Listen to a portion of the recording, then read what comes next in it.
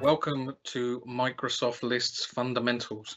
This is the second session that I'm presenting today at aMS Germany. I'm so happy to be here. We had a lot of fun in the last session, which looked at Microsoft Lists with Microsoft Teams, but this is about the fundamentals. This is looking at all about the web app. So I'd like to welcome you to aMS Germany.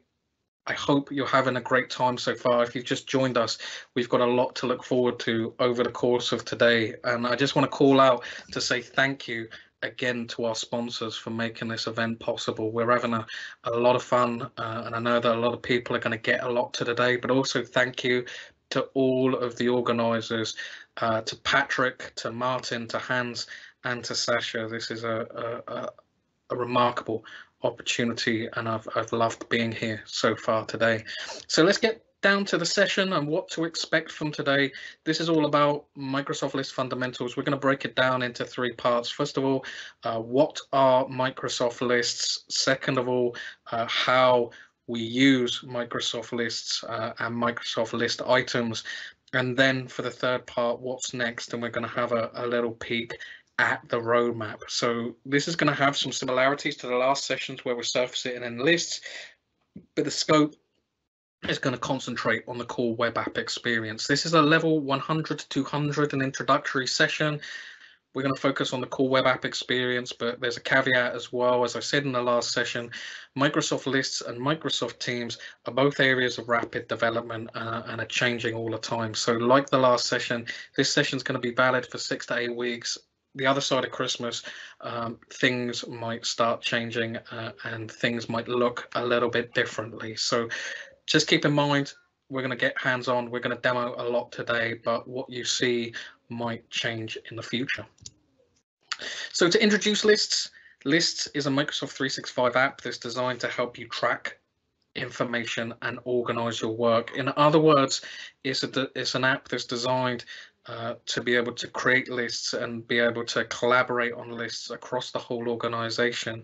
It's a Microsoft 365 app. It's been surfaced into Microsoft 365 because lists by themselves are not new. Lists have been around for a long time with SharePoint lists, and Microsoft 365 lists is an evolution of that and encompasses those SharePoint lists. So if you've created SharePoint lists already, they are as equally as valid, but this is all about taking them within one application and surfacing them all right across the stack, because there's lots of places where lists can be useful. Now, Microsoft Lists was publicly announced to build in 2020, so in May, and is currently still in a state of rolling out. So we saw the core web app experience, which we'll be looking at today, drop within July. So it's been around for nearly 6 months at this point. We then saw it surfaced into Microsoft Teams in September, and we're now in the public beta of the mobile app. So I'll have a link today if you want to sign up for that. But these are all of the ways which Microsoft announced in May that you would be able to access. So via the web app, via the app within Microsoft Teams, and the mobile app too. So what lists are? As explained, Lists is a Microsoft 365 app designed to help you track information and organize your work. If we're going to kind of boil that down to a definition of what a list is a number of connected items or names written or printed consecutively. So Microsoft 365 Lists is an app to be able to surface, build, and collaboratively work on lists within your Microsoft 365 productivity stack. Now, there are loads of ways or reasons, should I say, and scenarios for which we would create and use lists. Lists are pretty much used within every organization, and I know people within organizations that I work with, including myself, that are massive advocates of lists because they really help us in terms of doing our work and being productive. So there's a couple of scenarios up in the top right, just to, for us to begin to visualize how we will use lists. So number one, I want to create a list of all of the managed mobile devices within inside my organization. That's an inventory scenario. I have a business, let's say that business is 25 users. I've issued mobile phones to all of those 25 users, but I want to be able to track them. Those mobiles could be Androids, they could be iOS devices, they could even be tablets. I want to be able to track them, who owns them, when they are going to be surfaced, when they are last updated, what is their operating system. I can track all of that through a list. The second scenario, I want to create a list of repeatable steps my teams must take to launch any online event. Again, the same scenario. I have an organization of 25 people. I want to be able to create online digital events in a very standard way. I can use a list to be able to create all the steps so that members of my team and my organization can work through that list in order to be able to create and execute a really slick online event. That's a list that is, I guess, from a scenario standpoint, is instructions, but also designed for event planning. So those are two simple scenarios, but there's a whole range of different use cases. As I said in the last session, it's very much defined by your imagination. We can use lists for issue tracking, itineraries, contact lists. We can use them for roadmaps and KPIs. And departments within your business may use lists in different ways for different use scenarios. They can be used in finance, they can be used in support, for operations, for projects. They are kind of, from that perspective, they are universally applicable. Now, when we think about alternatives, the alternative applications to lists, you think of applications out there today like Asana, Rike, or Monday.com. So if organizations are using these alternatives, then that's an opportunity to have a conversation and say, well, look, Microsoft Lists is now here. You might be able to use this and save some money if you're already paying for Office or Microsoft 365 and use lists, as opposed to having to pay out for those other application subscriptions. So they're just alternatives. If you ask an organization if they use those Asana or Rike or Monday.com, you can then start having a great conversation about lists. Now, a couple of things before we get going with the demos with the core web app. As said, these are pretty similar to the last session. First of all, we have to distinguish Microsoft Lists from other applications within Microsoft 365. Microsoft 365 has a lot of applications within it, Lists being one of them. But from having conversations and using lists for several months now, I've been asked this all the time. Can we use, for example, tasks within lists? If you look at the definition on the left-hand side, a task is a piece of work to be done or undertaken. A list is that list or that set of connected items and names. So in essence, or in short, yes, you can use lists for tasks, but the question is, should you? Because within the Microsoft 365 stack, we have applications that are already dedicated to task management. So To Do is for personal tasks, Planner is for team tasks. Microsoft are just develop tasks for Microsoft Teams that bring To Do and Planner together. So Microsoft distinguish lists from being a task application. It's an application for lists. So we have to make that distinction with our users, because lists will be used effectively if you can distinguish it from other applications and define its use cases. So that is what Microsoft does. That's what other organizations such as AvePoint do. On the right-hand side, you will see a comparison between Microsoft Lists and other applications such as Planner and To Do and tasks in Microsoft Teams. And as you can see from that, just literally visually, you can see that there could be other applications that are better suited to doing tasks. So distinguish lists, make sure that you have solid use cases, and then you will be able to easily apply lists with inside your organization. In terms of prerequisites from using the web app is the least amount of prerequisites. It's the core experience. It's what Microsoft considers to be the authoritative experience, and all you need to get started with that is an Office or Microsoft 365 plan and to have SharePoint enabled for your users. It's also recommended to have the tenant or a subset of users set to targeted release, because it means that they get the new functionality earlier. Most organizations that I work with tend to have a subset of users that get the new functionality so that they can support others within inside the organization. If you want to go on and use lists with Teams or mobile, you would have to take additional actions. So with Teams, as we saw in the last session, users would also need to have Teams enabled. You would need to make sure that lists was enabled within your app permission policy. So if you're restricting apps, lists needs to be allowed on those lists. In addition, the team owners would need to make sure that their users can create lists. Secondly, with mobile, you would need to have App Store access and install rights on the mobile device in order to be able to use it. So if you're using it in public beta, what that means is that if you have your devices managed for mobile application management and you don't have store access or install rights, you'll need to go and see your administrator in order to get the list application on there. Now, where is that list data stored? Generally speaking, all of list data is stored within SharePoint when you consider that OneDrive is a part of SharePoint. Now, when we discuss where the data is stored, this defines, or should I say, this identifies that there are two types of Microsoft lists that we can work with. The first are personal lists. Now, these are lists that are for an individual and are housed within OneDrive. So we will see that in the session today.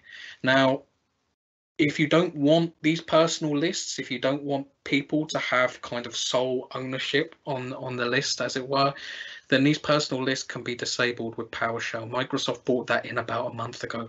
But that's the first type of list. You can create a personal list that's housed in your OneDrive that you can share with other people. Secondly, we have Teams lists. Now, this is lists for a team, and these are stored, as opposed to being stored within OneDrive, stored within SharePoint. These team lists are the type of lists that you can surface within Microsoft Teams, because you cannot at this current time surface personal lists within Microsoft Teams. Last, comments on lists.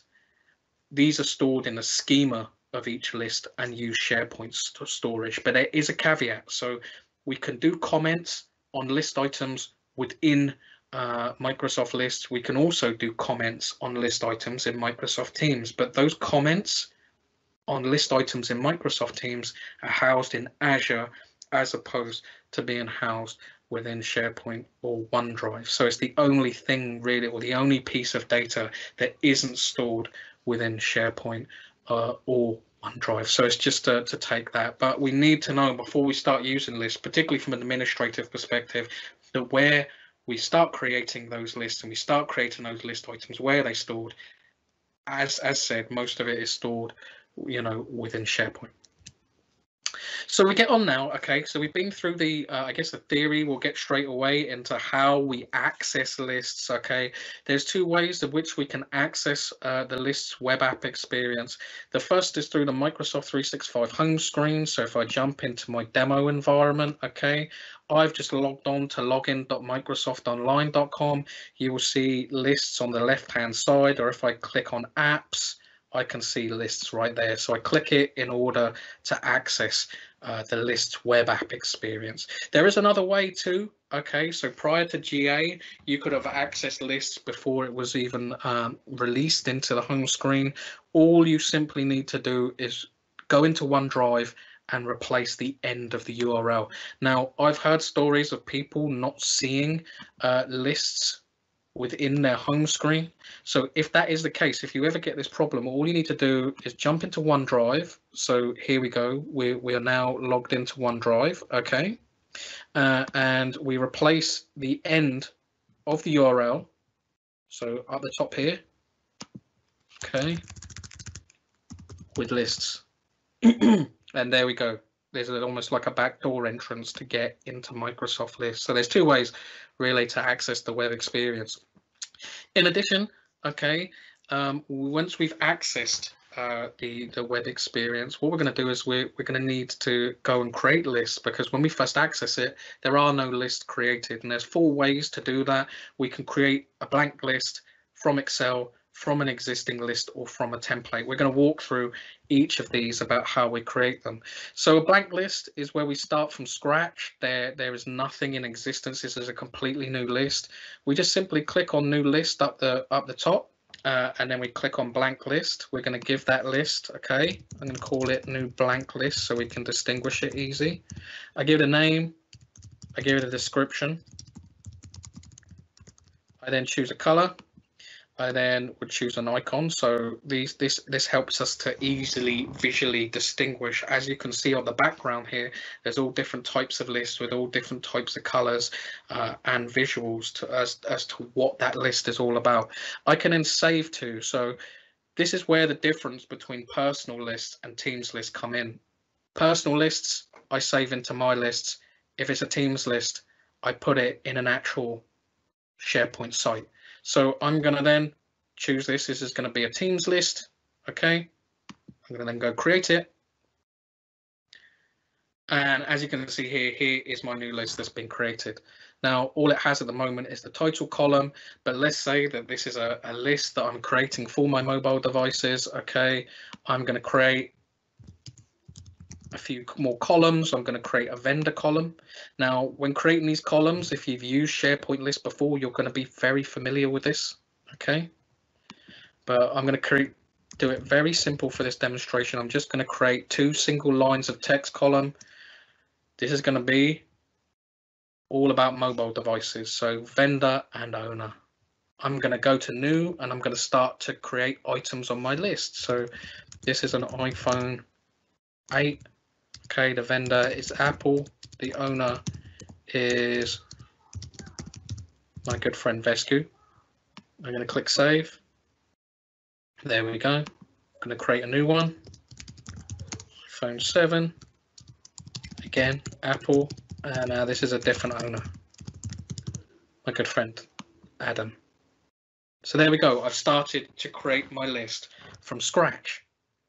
So blank is the clean slate. We can also create it from an Excel, so we can upload an existing Excel, but important, you need to make sure that when you create that list in the Excel, it needs to be formatted as a table. But uploading from an Excel is a really good way, if you have lists that you've traditionally done in Excel, to be able to import them into Microsoft Teams. So I'm going to go back now. Okay, I'm going to go back to Microsoft Lists. Okay, I'm going to create from new again. I'm going to create from Excel. Okay, I've already uploaded one into the SharePoint site in preparation. So here's my equipment list. So I'm going to select that. Or alternatively, you can upload from your local machine. Click next. What Microsoft List then does is sanity check the information in that list, and as said, you need to make sure it's formatted as a table. Otherwise, this will not be picked up. So as you can see, I've got my what will be my column headers, and I've got all of my device information that I've put inside that Excel. Click next. Okay, I'm going to call this new Excel list. I'm going to give it a color and an icon, and I'm going to save that, okay, again into as a team. I'm going to click save. Now this takes a couple of minutes because it's pre-pop, you know, there's the information in that Excel, so the time it takes will depend, but look how quickly that was. I have taken my Excel, I put that into Microsoft Lists. I could optionally choose to get rid of the Excel. I don't need it anymore to have that Excel lying around on my desktop. I can now manage that through Microsoft Lists. So there's my devices, the vendors, and the owners. Very, very quick for being able to do that. The next is to be able to create a list from an existing list. Now, what this is, so if I go back to Microsoft Lists and then I go to the new list, I'm going to go from existing lists.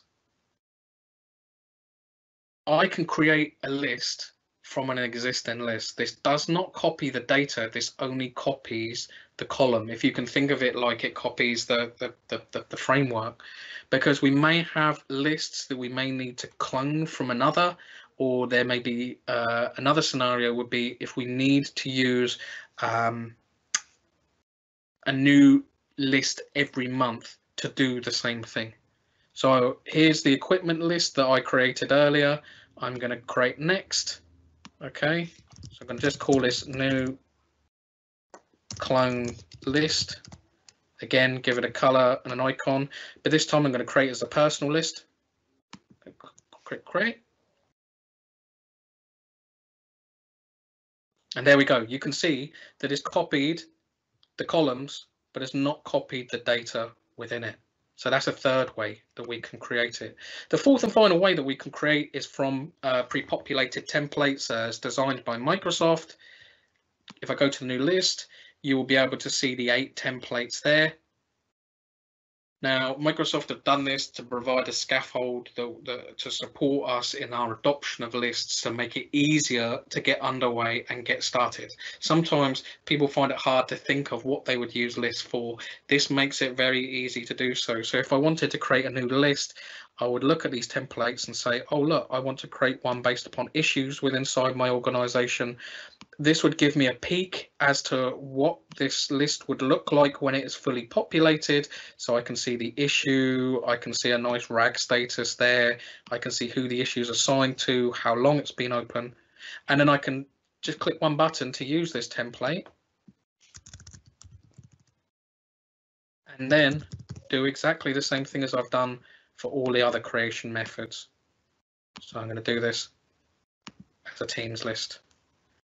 And like creating that list from Excel, this gives me, it doesn't give me any data in it. It just gives me all the columns that have been set up. So I do not have to waste time being able to create columns or thinking about what I have to create within that list. I just can simply go on and start creating my list items. Now, Microsoft, okay, in the last month have given out, you've got a PowerShell option to be able to disable those templates. Why would people want to be able to disable those templates? Because organizations may just want to be able to create a list from blank from Excel or from an existing list. They may not want these templates because they may want to create their own. So administrators with the SharePoint PowerShell module can come in, can run this this PowerShell module or this PowerShell command, should I say. If you go to my site at microsoft365pro.co.uk, it'll have a blog there which will show you how to do that. And once disabled, this will disable the template both in the web app and in Microsoft Teams. You just simply need to run it with the corresponding template ID. So each one of these templates you see has a corresponding ID. Now moving on. Okay, from being able to, I guess, access the web app experience and start the creation, as you can see, it's very, very simple. We also want to be able to favorite a list. So favoriting lists is all about having our favorite list to hand for easy access. So we may have recently used a list earlier on or over the past couple of days. We may frequently use the list. It may be something that we use every day, but it may just be a list that's of interest to us that we want to be able to dive in and dive out of. Well, a web app experience makes it very easy to favorite lists. So if I go back to the actual page, I want to favorite, I simply hover over the list. So say this new issue tracker that I've created, click the star, and then it goes into my favorites bucket. If I want to unfavorite it, I simply tick it off. So this makes it very easy to transition. If I've got hundreds of lists, so you can see, look, I'm starting to build quite a few lists there. There may be a core amount that I want to be able to have close to hand because I work on them all the time. So we can favorite or unfavorite lists easily. In terms of sharing lists and list items, okay, sharing's an important part of working on lists. We want to be able to collaborate on lists with people inside and outside the organization. Now, we can share both lists and list items. So we can share the whole list. We can share each one of the individual list items because we may not want to share the whole list. We might have a sensitive list that we may need to only share specific items with certain individuals. Now, this is really, really easy to do in the web app. So if we want to share the list, we can do so straight from the web app homepage. So if I have this list here and I click on the, so I'm just going to go back. If I click on the more options and I click on share, and then I can start to share the whole list should I need to. So I'm going to share this one with Vesku. So you can see Vesku's outside my organization. I can then set the permissions, full control, edit, and can view. I'm going to give Vesku the can view, and then I'm going to grant him access. So at the bottom, so we just need to hover over our list, and again, you can go to share, or if it's in a favorite, it's in the bottom right hand corner. So that is about sharing from a list. If we want to remove somebody from that and remove them access, we just simply come to the top right hand corner. So these three dots in the top right hand corner, manage access, and then we can remove Vesa. We can stop sharing with them. There we go. I've removed him. Now, for individual list items, we need to dig in. So let me dig into the actual list itself to see all our list items here. Being able to share them is really, really easy. So if I just hover over, you will have a share icon. Click on the share icon. And then you can set what they can do. So anyone with a link, or you can share it with specific people. You can see if you want to edit or just read items. You can even set an expiration date and set a password on that. But anyone with the link, I'm going to apply that. Okay. I'm going to add Vesku. I'm going to send that. And that will send him a link to then go on and access the individual list item. As said, we share list items when we're working with sensitive lists, but it gives us the control, the sharing controls that we need. So just some final points on sharing. Okay. We have sharing permissions, edit, read, or full control. Generally speaking, I wouldn't recommend giving people full control unless it's absolutely necessary. Read and edit should be enough. In terms of when we create teams lists, remember team members, okay, in a team have edit by default. Guests have read by default. So that's really important, particularly if you're using those team lists and you're surfacing those lists within Microsoft Teams. But sharing is controlled by the SharePoint Admin Center, okay? So whether you can share them or not with people outside of your organization is ultimately defined by your administrator. So here's the SharePoint Admin Center under policy sharing. If we think about SharePoint and OneDrive, personal lists are in OneDrive, Teams lists are in SharePoint, so you can define how you want to share those Teams lists and those personal lists. We may, for example, only want to be able to share with people inside the organization. Somebody asked me the question, okay, is there separate sharing permissions from lists from, say, with files? And the answer to that is, at this moment in time, no. So just remember, if you're creating those personal lists, you can and you set it down to only people within inside your organization, that's going to restrict files too. So files and lists are lumped in together within these sharing sessions. Customizing a list in terms of changing its look or changing its name is real easy in the web app. So we've got to imagine a scenario whereby we've got a typo in the list name, whether we want to rebrand the list name, whether there's a functional name change, whether we may want to change it visually, give it a different color and a different icon because we're kind of categorizing that list differently. That's very easy to do. So within the list web app, all we need to do, again, in the same place where we had those shared list permissions, we just come down to customize. We can change the color. We can change the whole look. So look at that there on the screen. It's green. It's called New Issue Tracker. There we go. We've changed the name. We've changed the look and feel of the list. So that's very easy to do. This isn't so easy to do well, you can't do this within Microsoft Teams. So just a caveat, if you're going to do this within the web app, just make sure that you change the name of the associated tab within Microsoft Teams. Otherwise, you're going to get a disparity in naming conventions between a list within the web app and the list within Microsoft Teams. In terms of exporting is real easy to do in the web app. So if I come along and dig in to the actual list itself, and then you've already got the command right up the top. We simply click export to Excel. It downloads that IQY file. When you open that up, that'll open in Excel. But we would want to export a list from time to time. We may want to review that list and do it offline. We may want to make some revisions and re-imports and sit down together with others and have a look through that without touching the list within Microsoft Lists. We may just want to keep a local backup or snapshot of that list at a particular time, but it's really, really easy to do.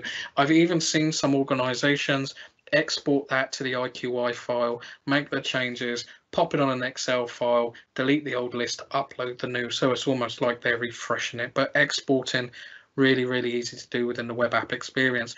And so is deleting lists too. So if we delete lists, they're very easy to do.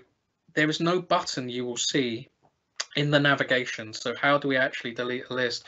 Well, we actually come to the list settings in the top right hand side. So we click on the cog and then we click list settings. We can then delete the list.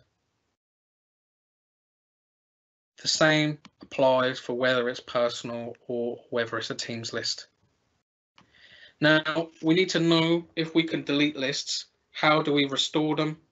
Well, this differs if you depending upon whether you're building personal lists or team lists. Personal lists are restored from the OneDrive recycle bin, whereas team lists are restored from the SharePoint site recycle bin. Now this makes sense, right? Because that is where they're stored. But what's important is that it doesn't hard delete. When you delete, you can restore and recover the list if needed. So if you delete it by accident and then a few days later decide you want to get it back, you absolutely can do, but you've got to know where that's stored, so where it's recoverable from. Now, moving from the kind of overarching list level down into the list itself, the first thing probably that's the best to talk about is filters and views. So I have my list open, as you can see, but we want to be able to work with lists or view them within different ways, because particularly if we have hundreds and hundreds of line items, we want to be able to find data quickly. We want to be able to display it in an effective way. So the first way to do that is with filters. Filters splice the list and focus in on specific data. So let me take this list here. This is a list that is about events. And we can join them in Microsoft Teams, and we have these events are part of one track, and they all have dates and times. They have different speakers, but they have the same moderator, right? That's what this list is all about. But say, for example, we only want to see sessions by Adam, as opposed to looking up all the other sessions. We would simply come to the filters here in the top right hand side, and then you would see that we have specific filters that are available to us. I'm looking for the speaker filter, and I just click on the button or check the box, and then I can filter the list information and just see the sessions where Adam is the speaker. That is the information I want to see. I can do the same with Vescu. There we go. So Adam and Vescu are doing a lot of speaking at this event.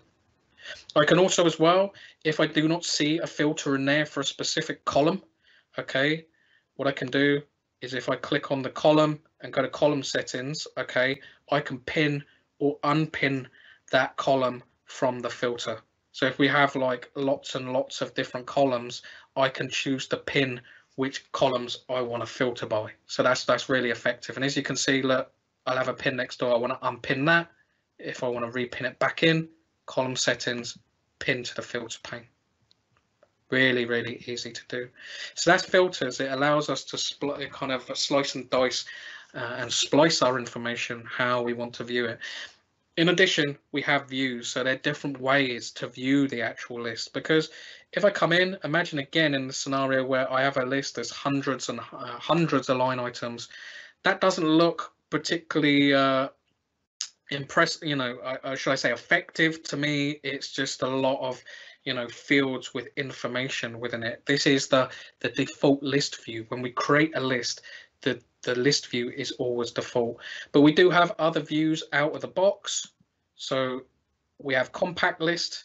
So that kind of squashes up the list items and means that we can view more on a specific page. We also have what was introduced last month, this lovely gallery view.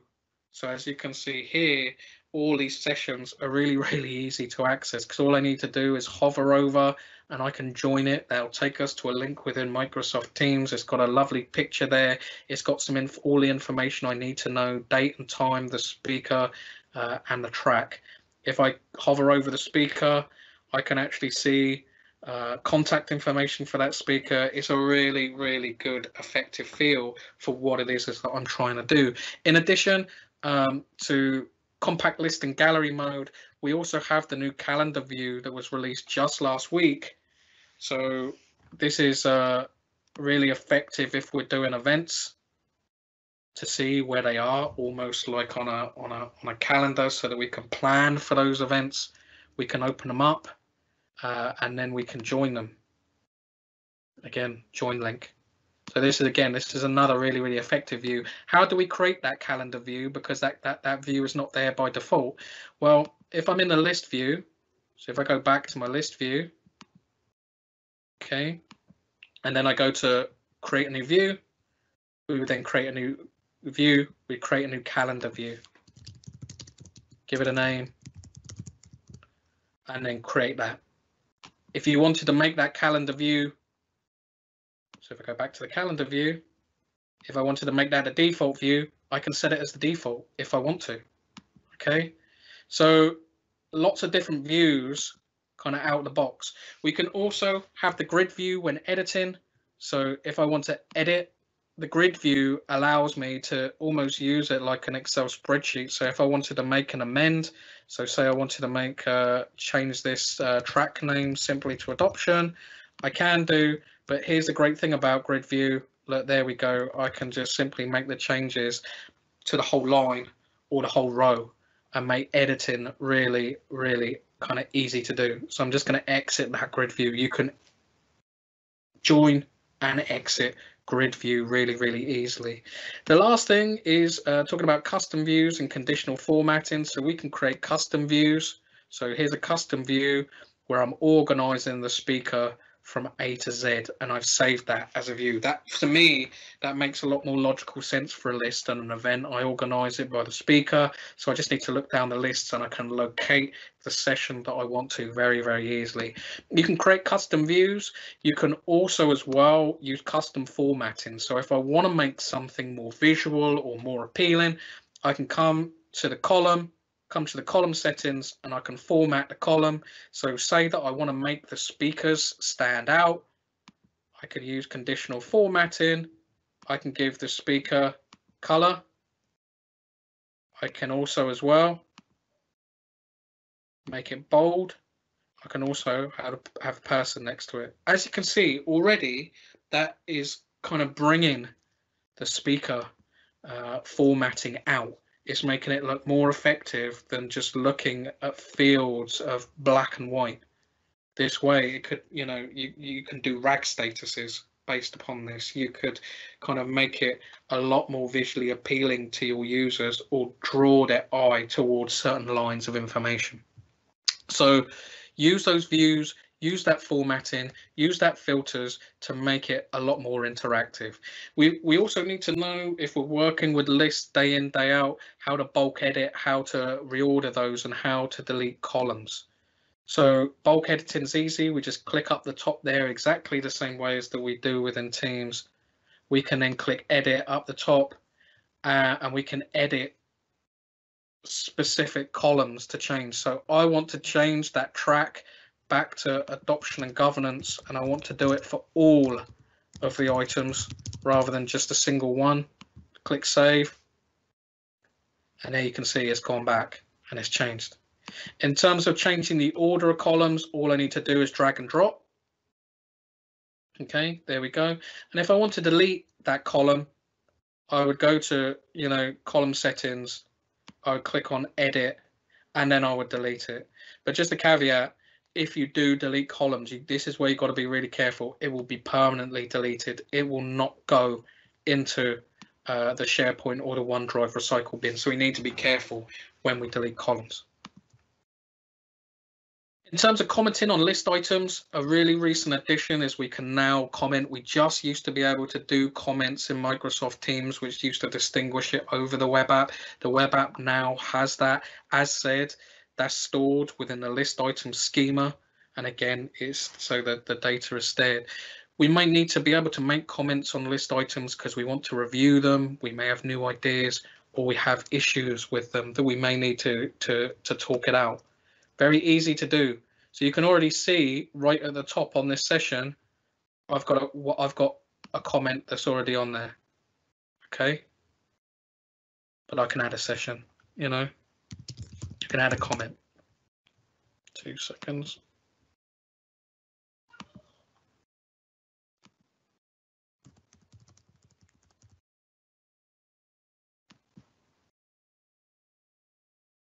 So there we go. I've just created a new comment. Now, if you watched the last session with me, okay, when you're surfacing this in this to Teams, this is the cool thing. You can comment within the web app. You can comment within Microsoft Teams. So you can have a kind of conversation over list items where you want that conversation to happen.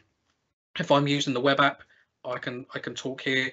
If I'm using Teams, I can talk there. So this is really, really effective that we can have comments. As said, we usually do it for a review of the item. Do we need to make changes on it? Those kind of scenarios. Now, we also have alerts. As said in the last session, you can't do this within Teams, but if you want to set an alert, you can do. This gives the owner an email to state that something has been changed or something has been added or something has been deleted.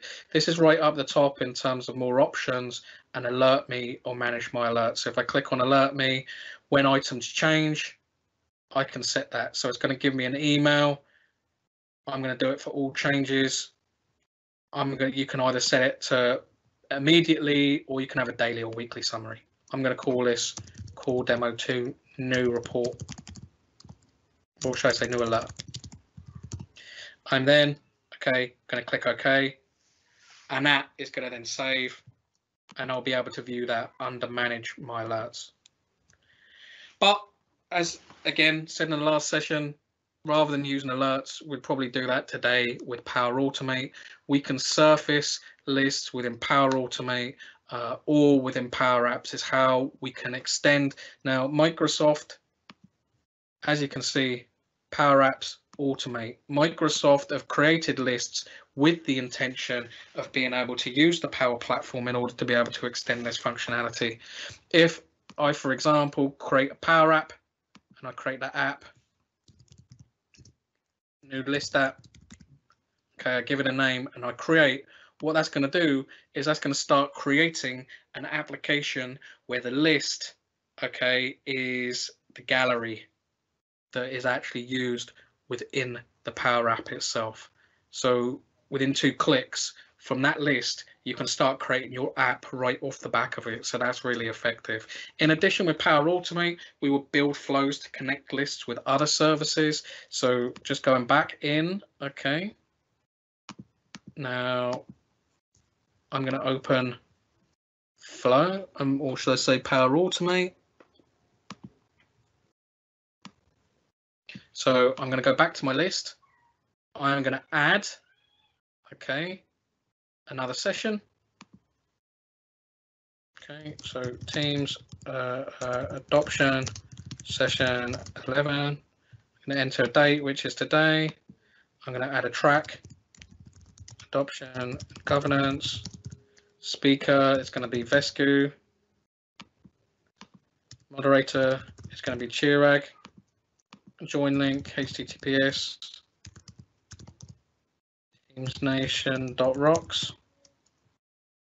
I can add an image or not at this current time. I'm just going to save it. So that's going to create me another adoption session. Now in Power Automate, okay, with inside my flows,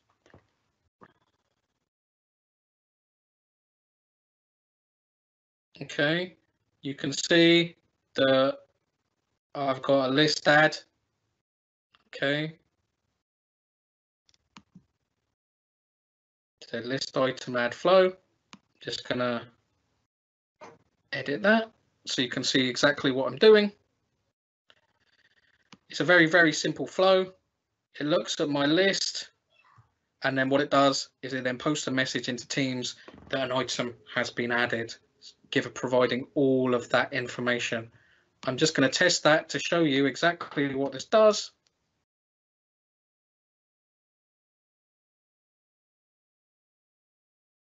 So it's run successfully, and there we go. You can see that it's literally just, it's provided me new session, adoption track 11, gives me the time and date, speaker, moderator, and a join link.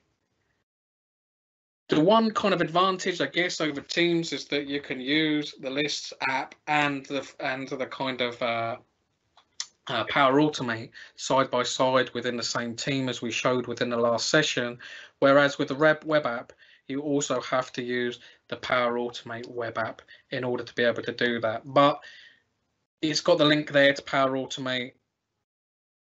You can create your flow. It will then take you to the corresponding control panel. So that's just one effective way. With the extending it, get hands-on, test it, get creative, build different flows, experiment with it. This is still a kind of a great big exploration area, and there's so much more to be covered and to be built. Again, this is something that's really defined by your imagination. Now, the other way we can extend Teams is to build applications for it. So I just want to have a little bit of a spotlight on this app that was called Share to Teams. This was an extension to allow list or list items to be shared within Teams. The author was Joe Ferreira. Okay, he's an MVP in Portugal, very well known in the collaboration community.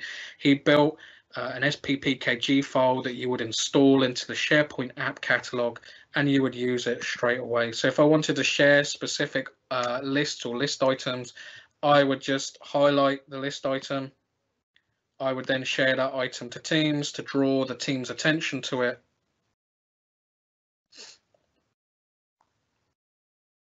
Okay, take a bit of time. Okay, then I can say something about it. I can write something around about that, or alternatively, I would just select the channel and the team, and then I click share. So I might want to draw the team's attention to this. So you can see that the link has been shared, and inside my list, there we go. The list is put up. So we can extend it via Power Automate. We can also extend it via custom developed applications, such as what Joe's done here with Share to Teams. Again, it's going to be interesting to see how this develops. So summing up, lists are simple. You can easily, with the web app, create, share, and track your list items. Lists are smart. You can keep everyone in sync with adds, changes, and removals. And last but not least, they are flexible. You can customize your list to your different business needs. If we cycle all the way back to those use scenarios, we can use them for itineraries, roadmaps, KPIs, issues. There's lots and lots of different use scenarios with lists. And once we built those lists, we have different views, different filters, and we have different extensions. So a list in one part of your business can look very different from a list in another. So what's next? Okay, this is a peek at the roadmap. We've got Teams now enabled. We've got that mobile app that's going through the public beta. So it's, you know, that's for iOS. So here is the link, aka.ms/lists/iOS/preview.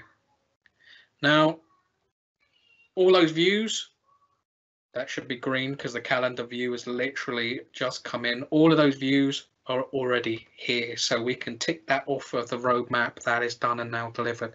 Later this month, okay, we're going to see rules. Rules are if this, then that functions. So if you change, I guess, a field or a row or a column, that then has a rule which changes something else within a list. That is coming. Okay, originally it was the end of October. That got pushed back to the end of November. So hopefully we'll be seeing that at the end of November. Next, by the end of the year, we'll have offline working. So there's the ability to use lists offline. So we can use Teams offline, for example, but if we try to access a lists app, it won't, because you need an internet connection to do that. But the ability to work offline with the web app and in Teams is coming by the end of the year. The ability to undo and redo, this is a particularly useful feature because today we have to be really careful with data within Microsoft Lists. So if we need to undo something or redo something, that's coming in at the end of the year. And mentions within list items as well. So if we want to draw somebody's attention to a conversation we're having on a list item, that's coming by the end of the year. So as you can see, there's lots of development still to come even by the end of the year, and I'm sure that there'll be lots of development coming in the next year too. So what to expect, and to sum up, we looked at what Microsoft Lists are. Microsoft List is a Microsoft 365 app, is to track and organize your work. It's basically an app that's designed to build lists, to be able to collaborate on lists within the whole organization across the Microsoft 365 stack. It had that heritage with SharePoint Lists, but has now evolved and matured, and is very, very successful within the Microsoft tech community. We also looked at the prerequisites and the considerations for when you start using the web app experience. How we looked at lists in terms of creating lists, accessing lists, sharing lists, deleting lists, and exporting lists. So these kind of key things we need to do on a day-to-day basis with lists, even things like favoriting and unfavoriting lists. We looked at list items. So when we get down to the granular level with lists, looking at filters, looking at views, looking at conditional formatting, we looked at the ability to move columns around, delete it, to be able to bulk edit.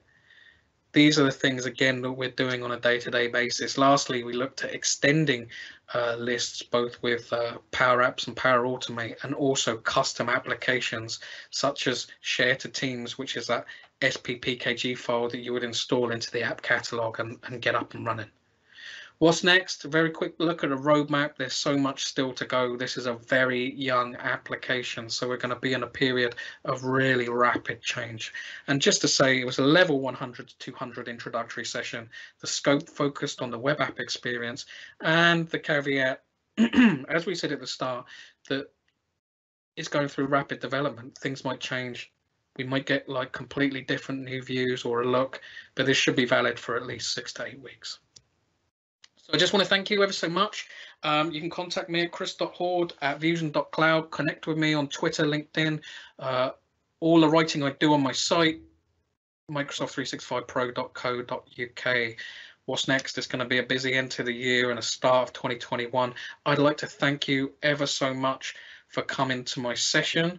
There should be a feedback link. I hope that I've earned enough to get that top level. I really wanted to make this hands-on and demo-driven and really focus so you can go away, get hands-on with lists and start using them. Literally start using them this afternoon or tonight. Start building your first list and give you the skills to get underway. So I hope you really enjoyed the session. Just passing over to Vesko. Vesko, have we got any questions from this session? Hello. Yes, we have one question. While sharing a list for collaborative reasons, can you prevent someone on adding or deleting existing columns in this list? Yeah, absolutely. So if I go back and I can just show you this, okay, we're going to go into the actual list itself, okay, and you can either do one or two things in this situation. First of all, you can only just share the list items that you want to share with that person, because by doing so, they will not be able to effectively impact the actual columns themselves. Or secondly, if you are sharing that list, okay, then let me just share that list.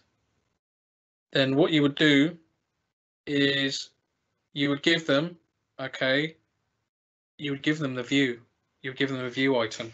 I do believe, okay, that if you give them the edit as well, that'll just be to add new items as opposed to having full control over the actual list. So can view, can edit, So remember those permissions when sharing. You do not want to give them full control. If you give them full control, they'll be able to delete that column.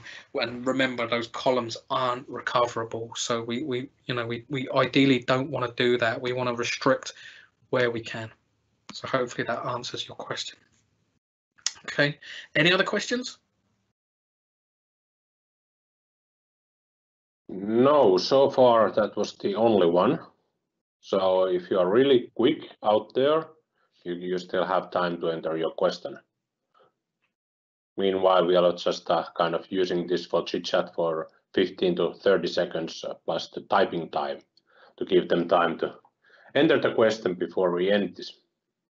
But thank you, Chris. It was an interesting session again and a solid one.